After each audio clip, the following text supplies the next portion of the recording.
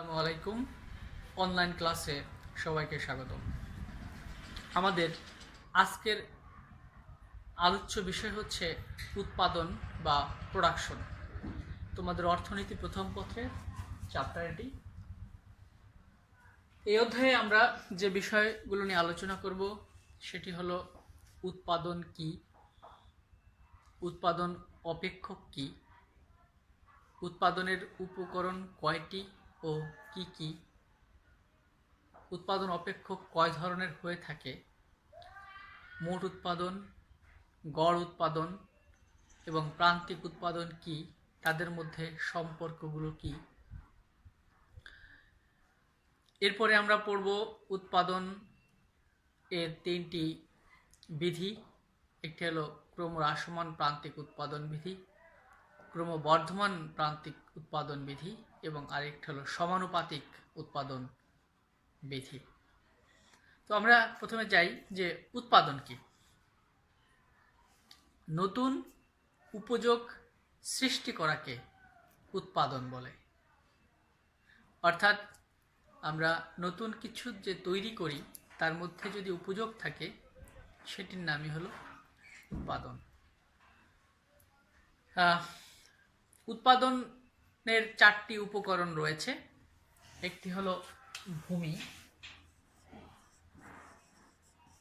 Land, এরপরটি শ্রম, labour, মূলধন, capital, আর হলো সংগঠন, অর্গানাইজার বা অর্গানাইজেশন। তো ভূমি, শ্রম, মূলধন এবং সংগঠনকে কাজে লাগিয়ে নতুন উপযোগ সৃষ্টি করার নাম হলো উৎপাদন। কোনো কিছু তৈরি করতে গেলে এই চারটি উপকরণের প্রয়োজন হয়। এই চারটি উপকরণ ছাড়া কোনোভাবেই কোনো কিছু তৈরি করা সম্ভব নয়। যেমন আমি এই যে একটা ক্লাসরুমে আছি, এই ক্লাসরুমের ভূমি রয়েছে, লেবার রয়েছে, ক্যাপিটাল রয়েছে এবং অর্গানাইজার রয়েছে। আমি একটু নিচ থেকে বলি, অর্গানাইজার হলো আমাদের কলেজ, কলেজের প্রিন্সিপাল হলো অর্গানাইজার, আর কলেজটা হলো অর্গানাইজেশন, সংগঠন। ক্যাপিটাল যদি বলি যে তোমরা যে ক্লাসরুমে থাকতে আমাদের একটি বিল্ডিং রয়েছে, আমরা এই বোর্ডটি ইউজ করছি, এই মার্কারটি ইউজ করছি, ফ্যান ইউজ করছি, এই যে এখন যে মোবাইলটি ইউজ করে ক্লাস নেওয়া হচ্ছে, এটিও আমাদের একটি ক্যাপিটাল। শ্রম, আমি যে ক্লাসটি নিচ্ছি আমি একটি প্রোডাকশন করছি, অর্থাৎ ক্লাস প্রডিউস করছি, কারণ আমি এখানে একজন লেবারের মতো বা শ্রম, মানে আমি আমার শ্রম দিয়ে তোমাদের এই ক্লাসটি নিচ্ছি। ভূমি, আমি একটু আগে যে বলেছিলাম যে বিল্ডিং, হ্যাঁ বিল্ডিংটি হলো এখানে আমাদের ভূমি, অর্থাৎ এই যে ইনফ্রাস্ট্রাকচার যেটি রয়েছে সেটি হলো ভূমি। অর্থাৎ এই চারটি ছাড়া কিন্তু ক্লাস নেওয়া সম্ভব হবে না। মনে করো তোমরা এখন ক্লাস রুমেই আছো, এই ক্লাসরুমটাই হলো আমাদের ভূমি। লেবার আমি, ক্যাপিটাল হলো এই বোর্ড, মার্কার, ফ্যান, অর্গানাইজেশন, কলেজটি একটা অর্গানাইজেশন এবং কলেজের প্রিন্সিপাল অর্গানাইজার। তো কোনো কিছুই এই চারটি উপকরণের বাইরে, মানে চারটি উপকরণ ছাড়া কোনো কিছুই উৎপাদন করা সম্ভব নয়। তোমরা একটু বইতে এই চারটি উপকরণের আরো ডিটেলস জানবে, পড়বে। যেমন ভূমি কি, ভূমির যোগান কেমন, আমরা এটা নিয়ে আমরা আলাদা একটা চ্যাপ্টার রয়েছে। আবার এই শ্রমী একটা চ্যাপ্টার রয়েছে, যে তারপরে মূলধন নিয়ে একটা চ্যাপ্টার রয়েছে, সংগঠনের চ্যাপ্টার রয়েছে। তো এই আলাদা চ্যাপ্টার যখন আমরা পড়াবো তখন এদের ক্যারেক্টারিস্টিক্স বা বৈশিষ্ট্য সম্পর্কে তোমাদের ডিটেলস বলবো আমরা। তো এবার আসি যে উৎপাদন অপেক্ষক কি। উৎপাদন অপেক্ষক জানতে হলে আমাদের আবার সেই পিছনে ফিরে যেতে হবে যে অপেক্ষক কি। অপেক্ষক হলো স্বাধীন চলকের উপর অধীন চলকের নির্ভরশীলতার সম্পর্ককে গণিতের সাহায্যে সমীকরণ আকারে প্রকাশ করাকে অপেক্ষক বলে। সেখানে আমরা স্বাধীন চলক এবং অধীন চলক দুটোই সম্পর্কে জেনেছিলাম। এখানে প্রোডাকশন বা উৎপাদন হলো অধীন চলক। এই উৎপাদনটি নির্ভর করবে হলো ভূমির উপর, শ্রমের উপর, মূলধনের উপর এবং সংগঠনের উপর। ভূমি, শ্রম, মূলধন, সংগঠনের পরিবর্তন হলেই উৎপাদনের পরিবর্তন হবে। তাহলে আমরা উৎপাদন অপেক্ষক বলতে কি বুঝবো? যে ভূমি, শ্রম, মূলধন এবং সংগঠনের উপর উৎপাদনের নির্ভরশীলতাকে গণিতের সাহায্যে সমীকরণ আকারে প্রকাশ করাকে আমরা বলবো উৎপাদন অপেক্ষক। উৎপাদন অপেক্ষক দুই ধরনের। উৎপাদন অপেক্ষক দুই ধরনের। একটি হলো স্বল্পকালীন উৎপাদন অপেক্ষক, শর্ট রান প্রোডাকশন ফাংশন, আর একটি হলো দীর্ঘকালীন উৎপাদন অপেক্ষক বা লং রান প্রোডাকশন ফাংশন। স্বল্পকালীন উৎপাদন অপেক্ষক, আরেকটি হলো দীর্ঘকালীন উৎপাদন অপেক্ষক। দীর্ঘকালীন উৎপাদন অপেক্ষক। স্বল্পকালীন এবং দীর্ঘকালীন আমরা কেন বলছি? উৎপাদনের যে আমার চারটি উপকরণ আমি লিখেছিলাম, ভূমি, ল্যান্ড, শ্রম, লেবার, মূলধন, ক্যাপিটাল, এরপর সংগঠন, অর্গানাইজেশন। এই যে চারটি উপকরণ, এই চারটি উপকরণের ব্যবহারের ভিন্নতার উপরে আমরা উৎপাদন অপেক্ষককে দুই ভাগে ভাগ করেছি। অর্থনীতিতে স্বল্পকাল বলতে নির্দিষ্ট কোনো সময় বা মেয়াদকে বোঝানো হয় না, আবার দীর্ঘকাল বলতেও নির্দিষ্ট সময় বা উৎপাদনের ক্ষেত্রে বোঝানো হয় না।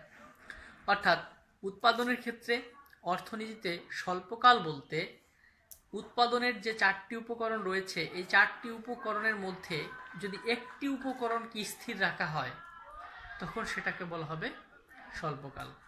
আর যদি চারটি উপকরণই পরিবর্তনশীল হয় তাহলে সেটি হবে দীর্ঘকাল। এখন আসি যে স্বল্পকালীন উৎপাদন অপেক্ষক বলতে কি বোঝায়। আমি প্রথমে লিখি কিউ সমান, কিউ মানে এখানে production, function of L K, land এবং লেবার নিয়েছি। ল্যান্ড আমি চারটিই নেই। প্রথম হলো ল্যান্ড, ল্যান্ড, লেবার, ক্যাপিটাল এখানে সি দিয়ে লেখা হয়েছে, আমরা ক্যাপিটালকে কে দিয়ে লিখবো এবং অর্গানাইজেশন বা সংগঠনকে ই দিয়ে লিখবো। এটি হলো আমাদের মূলত প্রোডাকশন ফাংশন বা উৎপাদন অপেক্ষক। তো আমরা সাধারণত এই অর্গানাইজেশন এবং ল্যান্ড এটাকে স্থির ধরে নেই।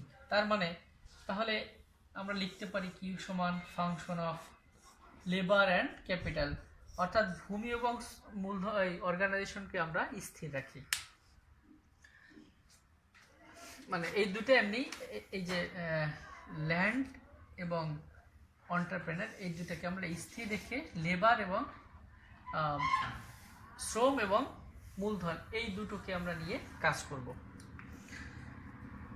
এখন এই দুটো উপকরণের মধ্যে যদি দুটোই পরিবর্তনশীল হয় তখন সেটা বলবো আমরা দীর্ঘকালীন, আর যদি দুটির মধ্যে একটি স্থির থাকে সেটিকে বলবো আমরা স্বল্পকালীন। আমি এখানে একটু দেখাচ্ছি যে কিউ সমান ফাংশন অফ ল্যান্ড এবং ক্যাপিটাল, লেবার এবং ক্যাপিটাল, এইটার উপর মাথায় টান দেওয়া বোঝানো হয় যে কে এর কে স্থির, লেবার বা কে স্থির, এটাকে বলা হয় বার। আর তাহলে এটা স্বল্পকালীন বা শর্ট টার্ম প্রোডাকশন ফাংশন। আর কিউ সমান সমান যদি এরকম থাকে ফাংশন অফ লেবার এবং ক্যাপিটাল, অর্থাৎ এর মাথায় দুটি পরিবর্তনশীল বোঝানো হচ্ছে। এটা হবে দীর্ঘকালীন উৎপাদন অপেক্ষক। অর্থাৎ আমি কোনো দ্রব্য বা সেবা উৎপাদন করতে ল্যান্ড এবং ক্যাপিটাল দুটোকেই পরিবর্তন করছি, সেটি হবে দীর্ঘকালীন উৎপাদন অপেক্ষক। আর কোনো দ্রব্য বা সেবা উৎপাদন করতে যদি আমি যে কোনো একটিকে, হয় আমি ক্যাপিটালকে স্থির, মেশিন স্থির রেখে আমি লেবারকে ইউজ করলাম, বা লেবার স্থির রেখে ক্যাপিটালকে ইউজ করলাম, অর্থাৎ একটি অন্তর্ভুক্তি স্থির আছে, সেটি হবে আমাদের স্বল্পকালীন উৎপাদন অপেক্ষক। স্বল্পকালীন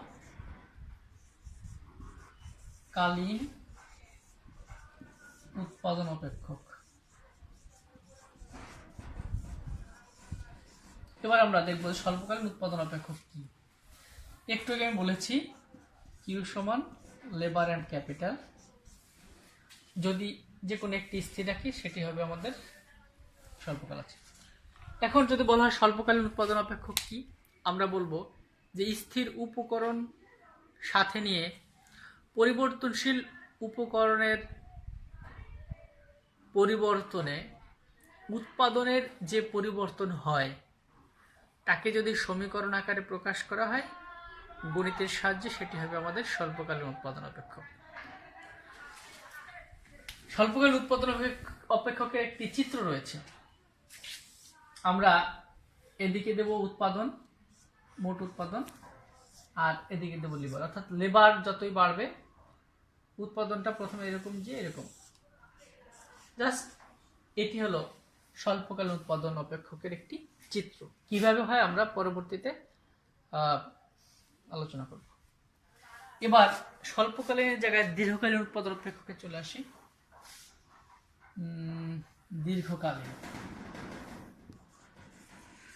দীর্ঘকালীন লং রান প্রোডাকশন ফাংশন।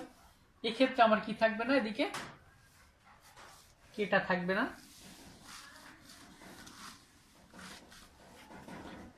এবার আমরা বলবো যে দীর্ঘকালীন উৎপাদন অপেক্ষক কি। পরিবর্তনশীল উপকরণের পরিবর্তনে উৎপাদনের যে পরিবর্তন হয়, বা পরিবর্তনশীল উপকরণের উপর উৎপাদনের নির্ভরশীলতাকে গণিতের সাহায্যে সমীকরণ আকারে প্রকাশ করাকে আমরা বলবো দীর্ঘকালীন উৎপাদন অপেক্ষক। তো দীর্ঘকালে যেহেতু লেবার এবং ক্যাপিটাল দুইটা পরিবর্তনশীল হয়, সেক্ষেত্রে এই এর চিত্রটি ঠিক তার অন্যরকম হবে। আমরা ধরি এদিকে ল্যান্ড, লেবার, আর এদিকে ক্যাপিটাল। এক্ষেত্রে চিত্রটি হবে জাস্ট এরকম। এই চিত্রটির নাম হলো IQ রেখা, আইসো কোয়ান্ট কার্ভ, আর এটা ছিল মোট উৎপাদন রেখা। তাহলে একটা জিনিস মোটামুটি ক্লিয়ার হলো, সেটি হলো যে স্বল্পকালীন উৎপাদন কি, উৎপাদন এর উপকরণ কয়টি, ভূমি, শ্রম, মূলধন এবং সংগঠন, এই চারটি। আর উৎপাদন অপেক্ষক কয় ধরনের, সেখানে আমরা দেখেছি দুই ধরনের উৎপাদন অপেক্ষক। এবং কিসের ভিত্তিতে এটা হয়েছে, উপকরণের ব্যবহারের উপর ভিত্তি করে এই উৎপাদন অপেক্ষককে মোটামুটি দুই ভাগে ভাগ করা হয়েছে। তো স্বল্পকালীন উৎপাদন অপেক্ষকের চিত্রটি আমরা এখানে একটু আগে দেখিয়েছিলাম, জাস্ট এরকম একটি চিত্র। টোটাল প্রোডাকশন, এদিকে লেবার, আর এদিকে হলো এই অবস্থা ছিল। আর এটি হলো, অর্থাৎ এখানে উৎপাদনের একটি উপকরণ পরিবর্তনশীল, সেটি হলো লেবার। আর এটি হলো দীর্ঘকালীন উৎপাদন অপেক্ষকের চিত্র, যেখানে আমরা দেখছি যে একটিকে বাড়াতে হলে আর একটিকে কমাতে হচ্ছে, লেবার বাড়াতে হলে ক্যাপিটালকে কমাতে হচ্ছে। অর্থাৎ কেন এটা হচ্ছে আমরা পরবর্তীতে আলোচনা করব।